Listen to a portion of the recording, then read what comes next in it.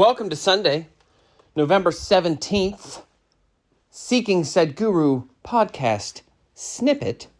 I once had an idea for a Tight 5 Productions, I called it. And it maybe, I don't know, does it count as a copyright if I say it? Like if I tell you, that's what my... So Tight 5. And because in comedy, that's how you start out. You got to have a Tight 5. We're only going to give you 5 minutes in front of other human beings because... you know, we're liable in some sense to the destruction you may cause in the room from what you say. So you get 5 minutes, and then you work your way up from there. And so I was always fascinated for the first 3 years of comedy, was just perfecting the Tight 5. And then eventually you just get so many Tight 5s, you can walk around, you can travel around the country performing. And that's what I did. And so these I think should perhaps be Tight 5s, but every day... could I do one every day? Currently, they're not tight at all in the sense that I'm just rolling with this. You know what I mean? It's not like a machine that I've built. It's just this being that I'm riding. You know what I mean? I kind of ride these inner waves, and so I don't feel like there's any tightness whatsoever. I literally just glance down at the time to see how much of it I have left before I have to leave you. And well, it's for the betterment of both of us because we're going to Sadhguru. He has a video today. It's about 5 minutes long. For you, it'll just be audio because at this point, I'm just one man as my wife shakes her head, currently sleeping.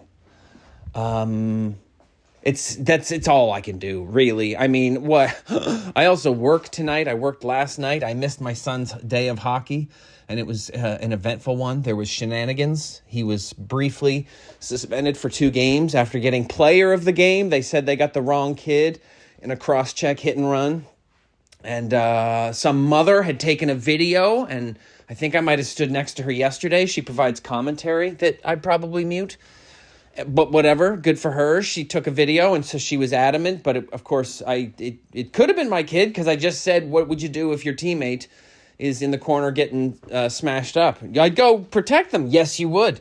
And so possibly he did that. We never got into the details of how you would protect them. And since you do have a stick and the kid has his back turned, maybe it seems obvious to clobber him. I don't know. That was never my bag because you couldn't score goals from the penalty box. That was always what I used to say. But my son, maybe it's possible because anyway, I thought it unlikely and it turned out 5 minutes before the bronze medal game starts, they're like, hey kid, you're back in. I guess he didn't do it. I don't know.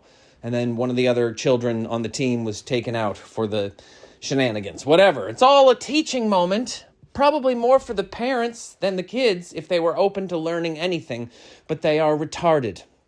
Now, when I say that word, I don't mean it in its worst form, right? I mean just simply an aspect of their growth, which is to say them as a human being.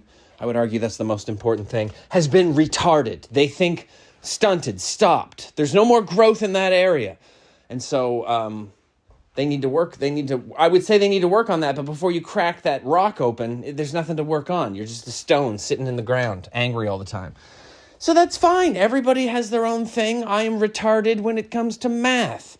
This is a word that exists in the language. We all know what it means, but I think we've kind of forgotten because we're so sensitive.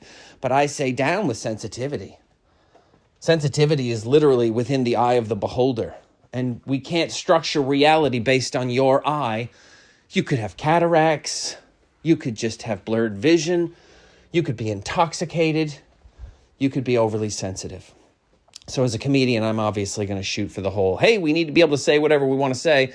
And then the people among us who are saying ridiculous nonsense will just be isolated by virtue of the fact that you stop paying attention to that kind of stuff. That's all. Listen, I feel like we've covered a lot of ground today. The external material from this, which is to say Sadhguru's stuff, is about redefining success. I highly recommend it. It made me feel better about my constant feeling. Not even a fear. It's in me. It's already, the wolves are in the house, sitting down for brunch.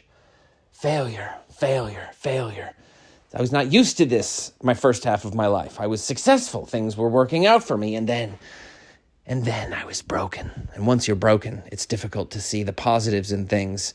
So this was very helpful for me. I hope it's helpful for you. We're going to talk more about it. Thank you so much for checking out Seeking Sadhguru. I'll talk to you tomorrow.